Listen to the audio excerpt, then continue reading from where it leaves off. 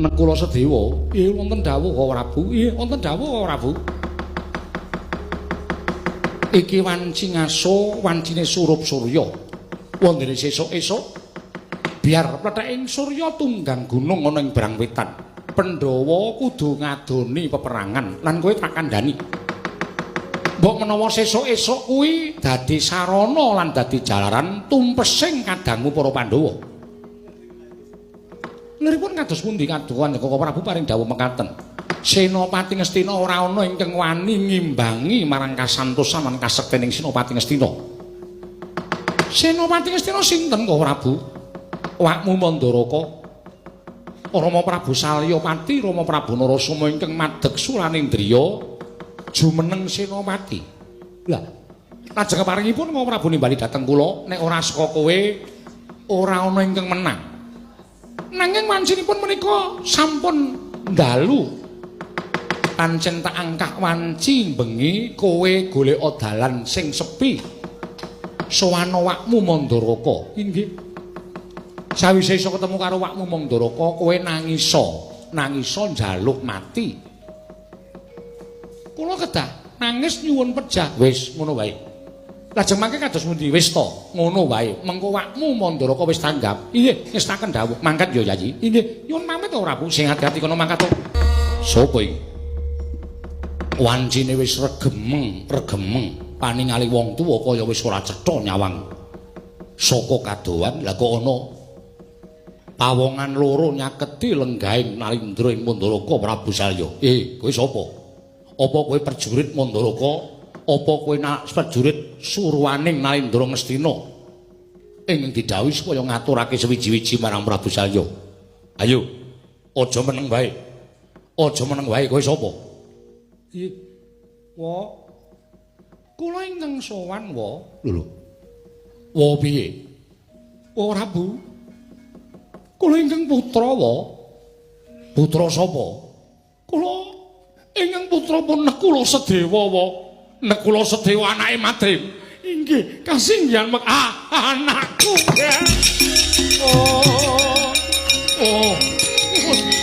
Nekula Sedewa.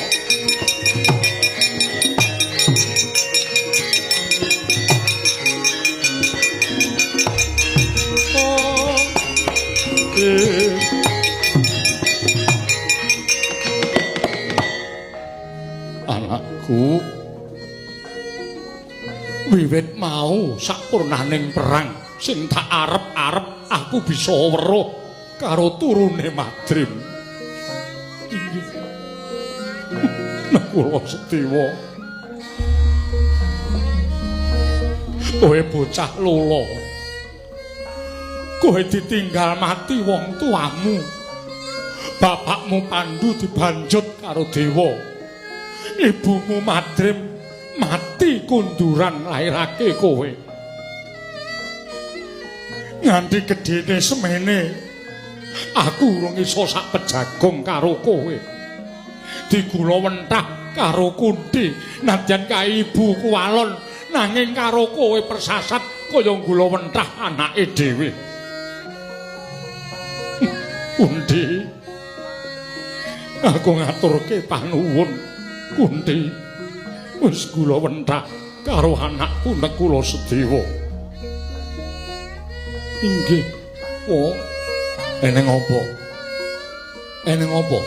Iya. Kami kepareng kula badhe munjuk atur. Ya, satata. Aja kanthi sangga rungki matura karo aku. Inggih, ngestaken dawuh paduka wa Prabu.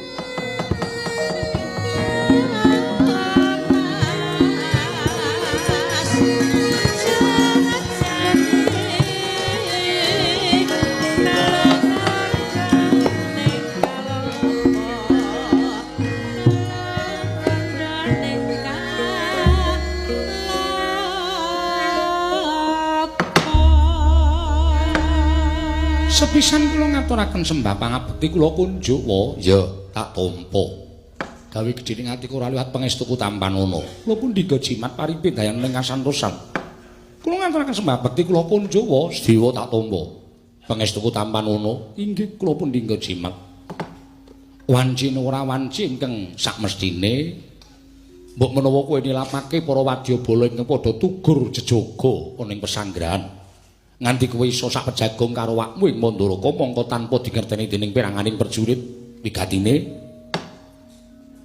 Sepisan kula nyaosaken sembah pangabekti kula kunjuk. Iya.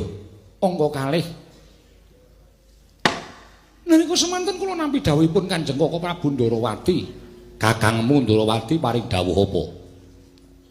Nek kula sedewa sesuk kuwi Pandhawa bakal ludes keles tanpa sisa. Merga sing dadi senopati awakmu ing Mandaraka ya kuwi Prabu Salya Pati. Mongko ora ana piranganing Pandhawa ingkang keduga ngimbangi marang kekuwataning Prabu Salya. Mula tinimbang kowe sesuk uga dadi banten merga kasektening wakmu ing Mandaraka, kowe swana wakmu ing Mandaraka. Babar pisan kowe nyuwuna supaya disampurnake uripmu sadurunge kakang-kakangmu disampurnake dening wong atuamu dhewe. Ngaten wae. Mula dinten sak mangke kula suwun mesanipun Kanjeng Prabu menika namung badhe nyuwun pejah. Kula badhe nyuwun pejah. Ginanipun menapa kula gesang wonten ing alam padang. Menawi kadang-kadang kula sepuh ing gula wentah kula wiwit kuncung ngantos gelung, wiwit jabang ngantos celaprang sedaya sirna awit saking kridanipun Wa Prabu Mandaraka. Mula nadyan kula dipun paringi gesang dening Wa Prabu Mandaraka menika bebasan sarah mungguing lautan wastra lungset ing sampiran mboten wonten ginanipun menapa-menapa. Kula mboten badhe saged gesang. Kula mboten badhe saged gesang menawi kadang kula Kakang Mas Puntadewa, Kakang Mas Werkudara, Kakang Mas Janaka pejah wonten astanipun Wa Prabu. Mila dinten sak mangke sadèrèngipun paduka Wa Prabu menika mejahi dhateng kadang-kadang kula sowan menika kula pasrah bongkokan. Kula aturi nyernakaken dhateng putra pun kula sedewa kemawon wae. Oh